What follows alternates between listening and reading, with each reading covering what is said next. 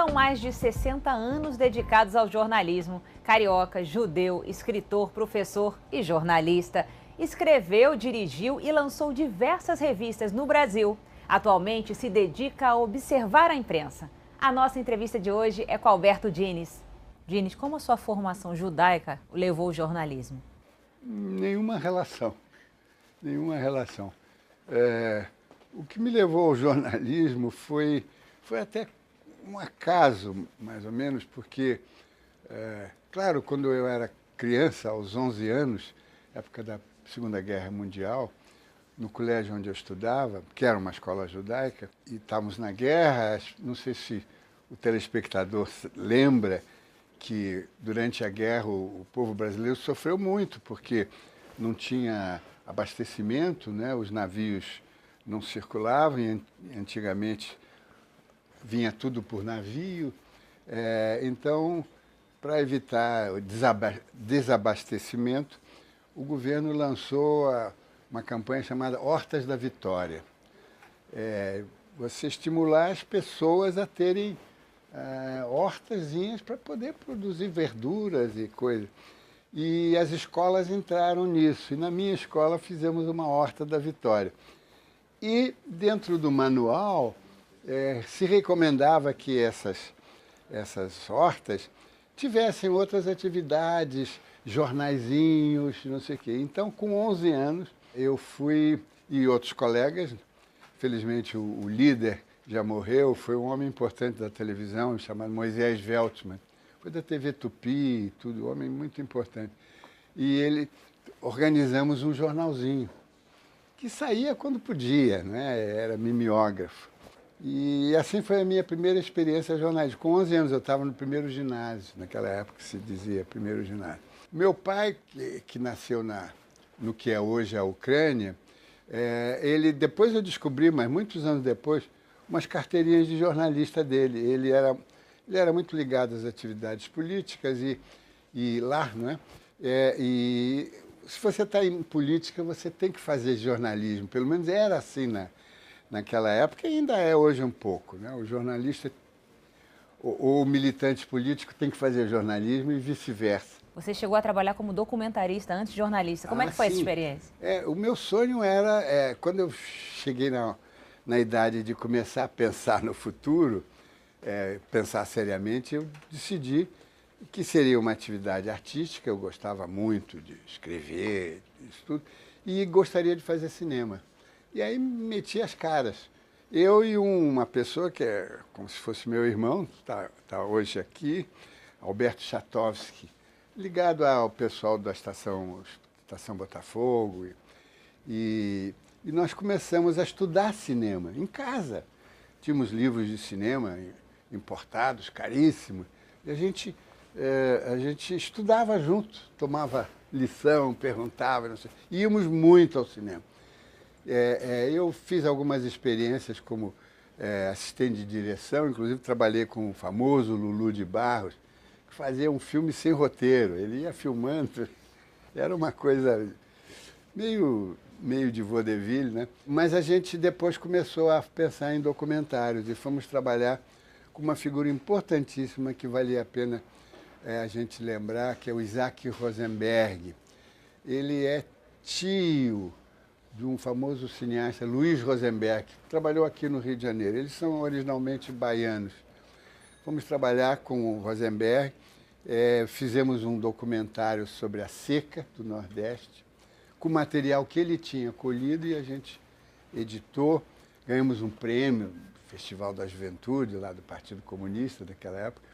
Então, o meu sonho mesmo era cinema. E depois comecei a me envolver com cinema, então eu fui ser crítico de cinema de uma revista chamada A Cena Muda, uma revista fundada em 1928, mas era de cinema. E um pouco assim, mais para a linha comercial, com as vedetes de Hollywood, não sei o que e tal. Mas o então secretário da revista, ele queria ter 4 páginas de coisa séria. Então, pegou este jovem de 20 anos para fazer a crítica de cinema. E assim eu comecei a fazer a crítica de cinema, ia ao cinema todos os dias, porque os filmes estreavam, praticamente toda semana tinha um filme novo.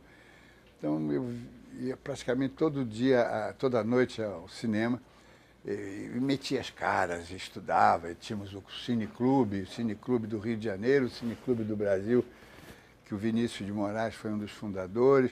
Comecei a me enfiar nisso, até que um dia um chefe de reportagem de uma nova revista chamada Visão, foi a primeira revista brasileira em formato da revista Time, isso em 50, né? 52. O Naum Sirotsky, ele está vivo, ele vive em Israel. Ele é sobrinho do Samuel Weiner. E o Naum perguntou, você não quer trabalhar comigo como repórter de assuntos culturais? Aí eu falei, vamos, porque eu vivia de vales lá naquela época, você ganhava vale, não era salário. Eu vou te registrar, você vai ganhar. Eu aceitei como repórter de uma revista de notícias, eu ia fazer a parte de cultura. Aí pronto. Só no jornalismo você já está há 63 anos, né? Eu me registrei no dia 25 de agosto de 52. Por aí. E a entrada na Manchete foi um marco na sua carreira? Na Manchete, o que foi importante foi que o meu chefe, que era o Naum, ainda era o Naum, ele teve que se licenciar por um período, e aí, como eu era assistente dele, eu e o Darwin Brandão, que éramos assistentes, dirigimos a revista por um período. Inconcebível, porque eu tinha 25, 26 anos, e pegando uma revista com gente de altíssimo nível, né? Uma revista que estava enfrentando o Cruzeiro. Então foi um desafio, mas eu não sei se foi o mais marcante, né? Aliás, tudo na vida é marcante, você vai encaixando as peças. Agora o senhor trabalhou com grandes figurões, podemos dizer assim, do jornalismo, como Samuel Weiner, Chateaubriand, Adolfo Bloch. Como você vê essas figuras, a importância deles para o jornalismo? Olha, deixa eu começar falando mal. O Adolfo Bloch não era um jornalista, ele era um gráfico, excelente gráfico, cuidadosíssimo, esmerado em matéria de equipamentos, de pessoas e tudo. Mas ele não era um jornalista e nunca foi, e eu acho que é aí que ele se atrapalhou. O Chateaubriand teve o mérito de gostar muito do meu trabalho, de me mandar para a Inglaterra para eu fazer um estágio lá num tabloide inglês, que ele tinha gostado do que eu tinha feito aqui com o Diário da Noite, mas ele me demitiu, foi a primeira demissão política da minha carreira. E por que ele te demitiu? Foi um episódio importante, eu acho, na história do jornalismo, porque o primeiro sequestro político moderno foi o sequestro no meio do oceano de um transatlântico que fazia a linha Lisboa-Rio de Janeiro, sempre cheio de imigrantes, e vinha de Lisboa para cá.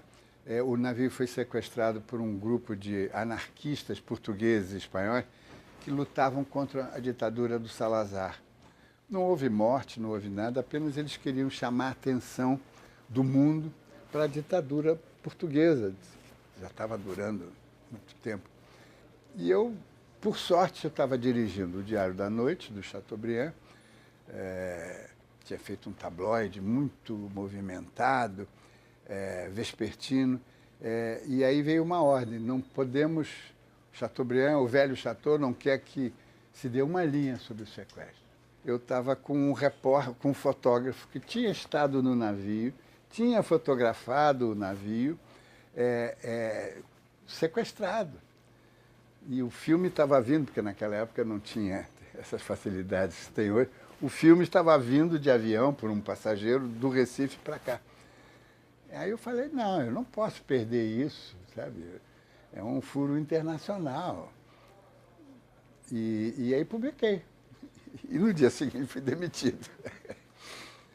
Fui demitido, mas foi muito bom para mim, foi muito bom essa experiência, porque você tem que... Claro, não era uma coisa, não era uma invasão de privacidade, não era nada sangrento, era um fato político extremamente importante naquela época, né? E o Samuel Weiner? O Samuel Weiner, esse sim me marcou extraordinariamente, porque ele era um jornalista puro sangue, não é? Instinto jornalístico. era culto. O Lacerda, quando vivo e quando eles brigaram, o Lacerda tentou passar a imagem do Samuel como uma pessoa assim, um jornalista rústico, né? Não, ele era muito sofisticado, escrevia direito e tinha um sentido de manchete, de título, extraordinário. Eu acho que aprendi a fazer manchetes com o Samuel. Ele sabia pegar as principais palavras e compor um título para vender o assunto, né? Vender no sentido, para seduzir, né? Então, foi uma experiência muito boa. Quando eu decidi sair da Manchete, eu procurei. E ele gostou. Eu vim com um projeto para fazer um segundo caderno para ele, em tabloide também. Gostava muito e ainda gosto do formato do tabloide. E ele falou, tá bom, então você faz uma equipezinha e você me entrega esse tabloide todo dia, o segundo caderno. Até a secretária da redação ali, administrativa, era a cunhada dele, que ficou a figura famosa da Nara Leão. Então, que eu já conhecia, e ela tocava violão, cantava, era professora de violão, e ela ficou trabalhando conosco. Foi ótimo conhecê-la. E aí ele gostou do nosso trabalho e falou, não, vamos fazer o seguinte, você vai dirigir a edição matutina, porque o jornal tinha 2 edições diferentes. Você vai dirigir a edição matutina do jornal. E eu nunca tinha entrado numa redação de jornal, primeiro caderno. Eu falei, tá bom, vou fazer, loucamente aceitei, né? Porque na idade assim você aceita desafios que hoje você talvez não aceitasse. E fui em frente, ele gostou do trabalho. A primeira edição foi um desastre. Como eu vinha da área de revista, eu peguei uma foto e dei a foto grande, assim, mas a foto não tinha um valor estético, mas não tinha nenhum valor jornalístico, não merecia 8 colunas. Mas ele falou, não, você vai aprender, amanhã você já está fazendo direitinho. E foi realmente, peguei a coisa, porque ele vinha toda noite, ele vinha do Vogue, que era a grande boate, assim, ele saía de lá e ia ver o jornal rodar. Ele pegava a primeira rodagem do jornal matutino, né? Então ele passava lá e estava gostando. E um dia ele falou, quer saber de uma coisa? Você vai dirigir os 2 jornais, o matutino e o vespertino. Falando assim, é uma coisa simples, burocrática. Não, eu tinha que dormir 2 vezes por dia, porque não dava 4 horas num período e 4 horas no outro. Uma coisa, bom, jovem você topa tudo e tem físico para aguentar.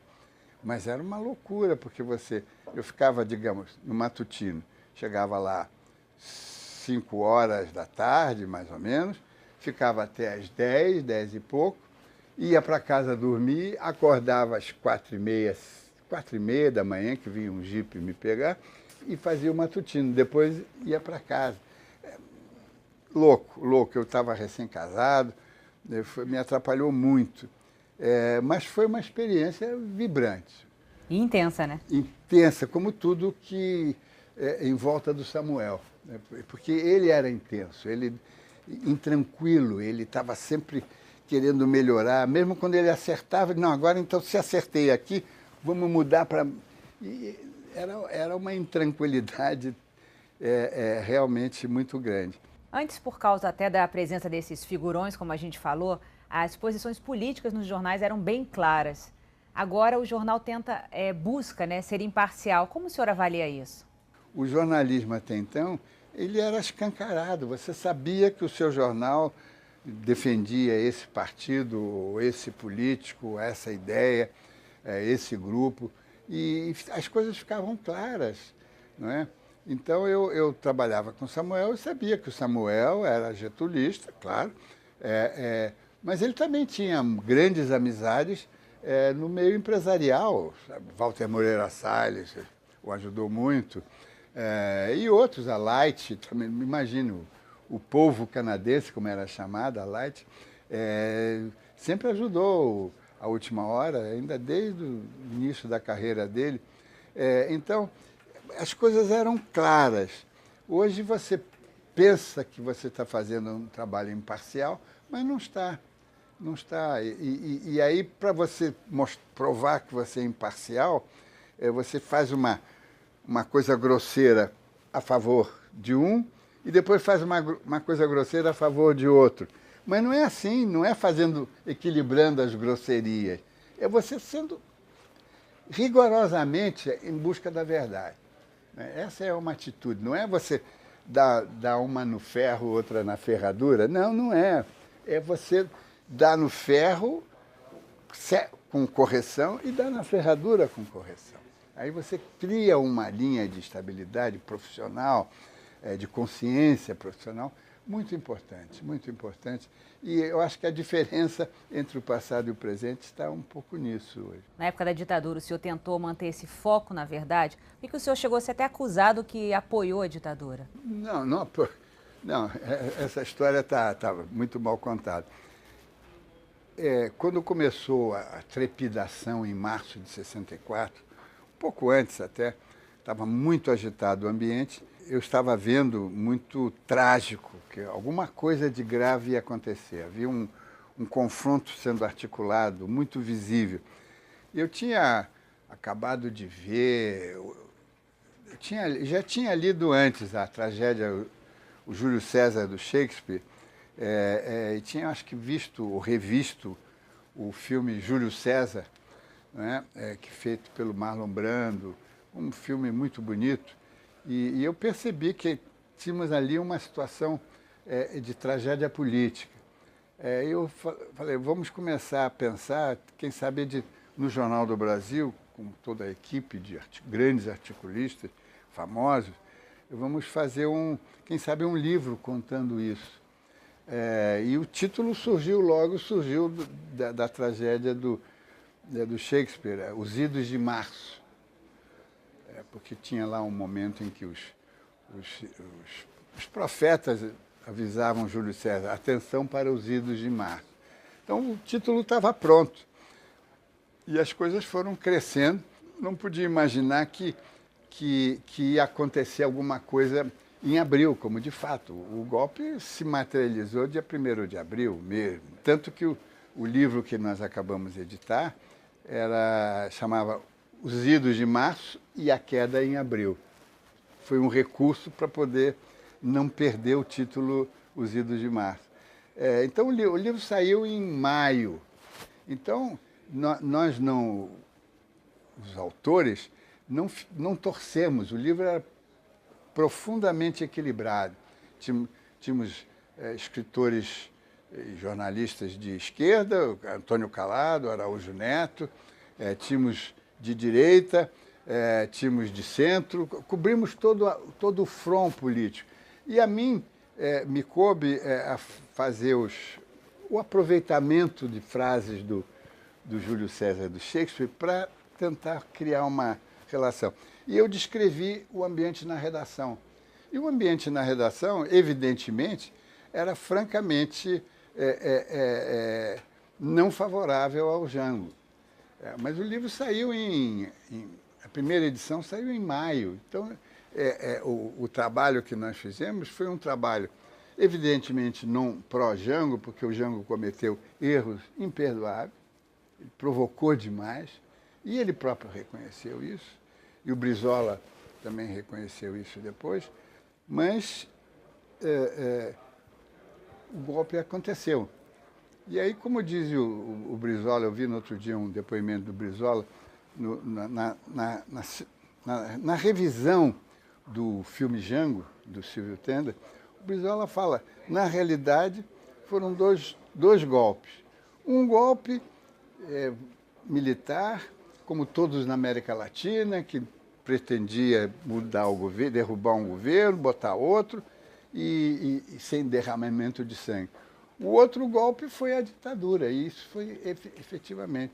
Quando a ditadura se materializou, o Correio da Manhã foi o que melhor reagiu. Ele disse, não, apoiamos o golpe, mas não apoiamos uma ditadura. O Jornal do Brasil, infelizmente, apoiou essa ditadura. Até o momento em que, em 68, eu falei para o dono do jornal, olha, eu tem que dizer que nós estamos sob censura, porque não podemos enganar o leitor. Até agora a gente era um jornal que estava apoiando os militares, uma coisa. Agora, apoiar uma ditadura declarada, a gente tem que avisar o leitor. E aí foi quando a gente fez aquela edição, e aí eu fui preso e não sei o quê. Então as coisas não são tão preto no branco. Por que o senhor foi preso? Primeiro porque eu tinha feito uma edição ludibriando os censores. E na semana seguinte, já estava programado, e eu ia receber o título de paraninfo da PUC, eu era professor da PUC, e eu ia receber o título de paraninfo. Muito tempo antes eu tinha preparado o discurso. Estávamos em 68, todo aquele movimento europeu pela liberdade, inclusive na Tchecoslováquia, contra a invasão soviética e tudo. Eu tinha feito um discurso, mas com o AI-5, falei, não, eu vou fazer um outro discurso. Fiz um discurso contra a ditadura, contra a censura, né? E havia 2 agentes lá, do Sinimar, depois eu soube, que gravaram, acharam que era subversivo e realmente era uma coisa bem candente. Isso foi numa sexta-feira. No domingo foram na minha casa e me prenderam. Foi ainda em dezembro de 68, uma semana depois do AI-5, 10 dias depois do AI-5. Agora, em 73, na queda do Allende, você participou de uma capa que ficou histórica no jornalismo. Como é que foi essa história? No dia que o Allende morreu, eu fazia a primeira página, depois ia embora para casa, não é? O Carlos Lemos, meu substituto, braço direito, fazia o jornal depois. E fizemos a reunião, não, o assunto Allende tem que ser a capa, não é? Porque era uma crise que já também vinha crescendo há muito tempo. E pronto, decidimos que ia ser a capa e eu fui embora para casa. Quando eu chego em casa, o secretário gráfico, que é a pessoa que fica na oficina, naquela época ficava na oficina finalizando o jornal, o Maneco telefona e fala, olha, veio aqui uma ordem da censura, o caso Allende não pode ser manchete. Aí eu falei, bom, aí eles estão se metendo agora na feitura do jornal, porque antes eles diziam, esse assunto não pode, pronto. Voltei para o jornal e já no caminho já vinha bolando, não, vamos fazer, tudo bem, vamos obedecer à censura. Não vai ser manchete, o jornal não vai ter manchete, mas vamos fazer de tal forma que o assunto Allende ganhe uma relevância muito grande. Aí, com algum jeito eu tinha de armar a página, cheguei na redação e falei, vamos fazer mais ou menos assim. Não tem manchete, pega a história toda do Allende, dá com letra maior que puder, para poder ficar legível, também não pode ser garrafal, e vamos contar a história na primeira página, sem manchete. No dia seguinte chamou a atenção, o Jornal do Brasil esgotou, porque nós mudamos todo o paradigma gráfico do jornal e contando com todos os detalhes do que tinha acontecido, né? Aí isso deixou a direção do jornal bastante ressabiado e 3 meses depois eu estava fora. De novo? De novo. E o pretexto foi de que eu era indisciplinado. Ora, depois de trabalhar 12 anos no jornal, me demiti por indisciplina. Tem alguma coisa errada aí. E como é que surgiu o termo imprensa marrom? Isso foi no Diário da Noite, isso foi na fase gloriosa dessa experiência no Diário da Noite, do Chateaubriand, que nós... também o jornal era feito de madrugada, todo novinho, quer dizer, não tinha quase nada do dia anterior. A gente fazia o jornal de madrugada mesmo, como os vespertinos tem que ser. E aí, uma dessas madrugadas, a gente estava fazendo, aí surgiu o repórter de polícia lá. Falou, olha, tem um caso aí de um rapaz, um cineasta que se suicidou. Parece que ele estava sendo chantageado, porque naquela época havia revistas de escândalos. Uma delas chamava Escândalo mesmo, que eram policiais, o pessoal ali na Rua da Relação e tal, que tinha uma vida dupla, né? Então eles faziam essas revistas, faziam chantagem, e ele parece que foi chantageado e se matou. E aí eu concebi uma manchete herança do Samuel, né, de querer fazer. Aí eu me lembrei da expressão em inglês, que naquela época a expressão era em inglês, Yellow Press, imprensa amarela. Imprensa amarela, porque era um nome que vinha ainda do fim do século XIX, quando os Estados Unidos entrou na guerra com a Espanha e invadiu Cuba.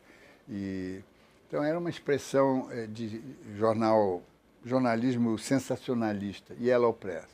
Aí manchetes que nós concebemos assim, imprensa amarela mata cineasta, ou leva cineasta ao suicídio, alguma coisa com amarela. Nesta hora que eu estava fazendo a manchete, o chefe da reportagem, uma figura inesquecível, ele era do Rio Grande do Norte, Calazans Fernandes, uma grande figura, grande jornalista, no velho estilo de jornalismo afirmativo, agressivo. E ele falou, amarelo? Amarelo na minha terra é uma cor alegre. Põe aí uma cor preto, imprensa negra, imprensa não sei o quê, marrom. Aí eu falei, vamos fazer. Primeiro porque a palavra marrom era menor do que a amarela, então cabia melhor ali no título. E depois realmente era mais dramático. E aí foi imprensa marrom mata cineasta. A sua experiência em diferentes jornais foi o que fez o senhor criar o Observatório da Imprensa? E por que levar para a TV essa discussão? A experiência em diversos jornais me fez perceber que os erros da imprensa, os desacertos da imprensa e os vícios da imprensa eram comuns, não era de um jornal só, era de uma revista, era um fenômeno, não era um caso singular. Comecei a estudar e comecei a ver que havia aí erros fundamentais na imprensa brasileira. E, inclusive, o caso Collor, que foi, embora a gente tenha se livrado de um presidente que corrompeu-se, em suma, fez coisas horríveis, mas foi uma irresponsabilidade da Veja, porque foi uma entrevista do irmão dele fazendo acusações sem nenhuma prova. Se por acaso o Pedro Collor estivesse errado, ia ser uma ação de calúnia, não sei o quê. Felizmente para todos, o que o Pedro Collor disse se comprovou. Mas foi, de certa forma, não foi uma investigação, foi alguém prejudicado, com raiva, que veio a uma revista e a revista deu capa contra o presidente da República, sem prova. Repito, felizmente, as provas apareceram depois, mas normalmente no bom jornalismo, você primeiro faz a investigação, encontra as provas e vai em frente. Com o Mensalão agora, foi a mesma coisa? Foi a mesma coisa, com um agravante de que o filmete do funcionário do Correio, recebendo os R$3.000 botando no bolso, veio de fontes que você nem sabia quem fez aquilo e com que intenção. Ainda é mais grave. Não houve, a revista foi, foi terceirizada, né, por outros interesses. Esse fenômeno realmente, dessa irresponsabilidade, desse desapego à investigação, tudo isso me chamou muita atenção.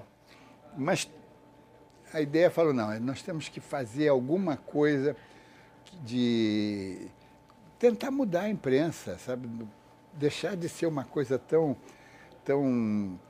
com tantos vícios, às vezes fazendo grandes trabalhos, mas sempre apoiada em certos vícios. Isso não pode ser.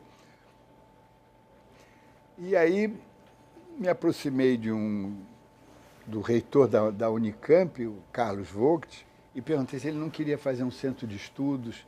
E nós criamos lá na Unicamp um negócio chamado Laboratório de Estudos Avançados em Jornalismo.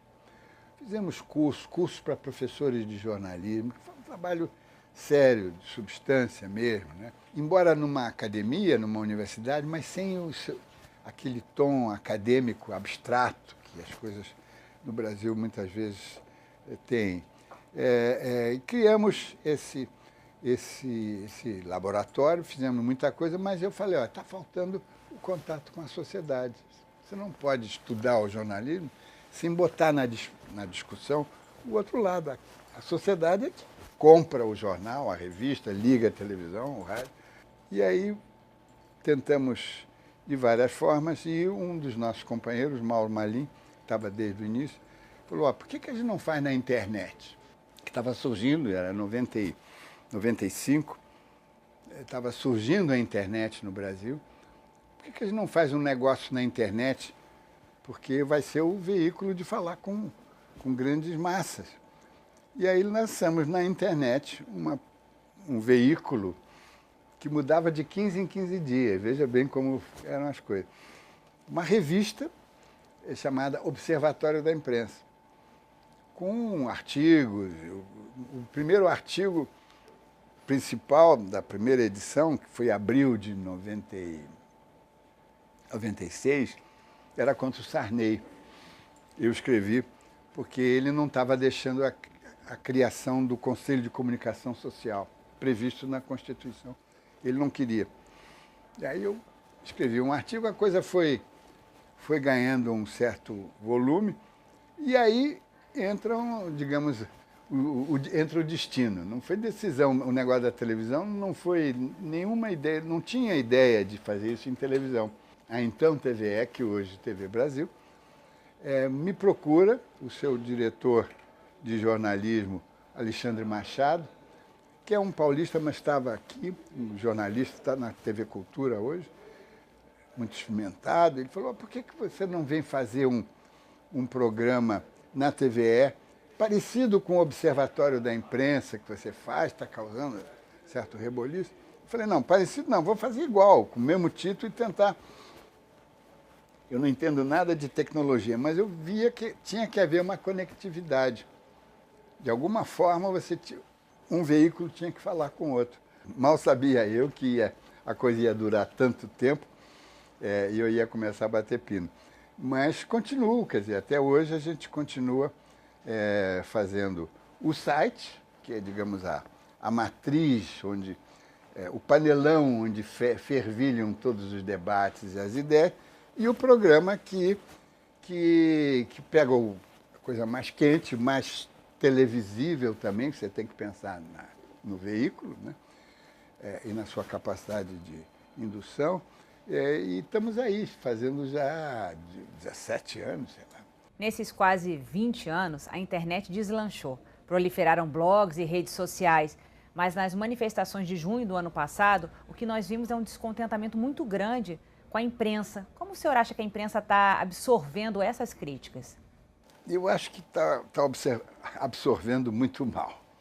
Alguma coisa foi, digamos, foi apreendida, mas o principal acho que não foi. A imprensa continua, eu diria, autoritária, centralizada, pouco plural.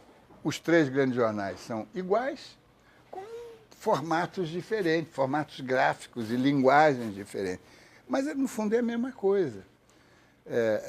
Eles fazem avanço para a questão do aborto. Aí resolveu-se que, não, vamos começar a discutir o aborto. Começaram os três ao mesmo tempo. Não é assim. Tem que ter tem que puxar, o outro ficar contra. Tem um debate verdadeiro. A imprensa brasileira não debate. Ela é mais ou menos uníssona. Isso é ruim. Isso é muito ruim. Obrigada, Dini. Foi um prazer te conhecer mais e te entrevistar, claro. Muito obrigado.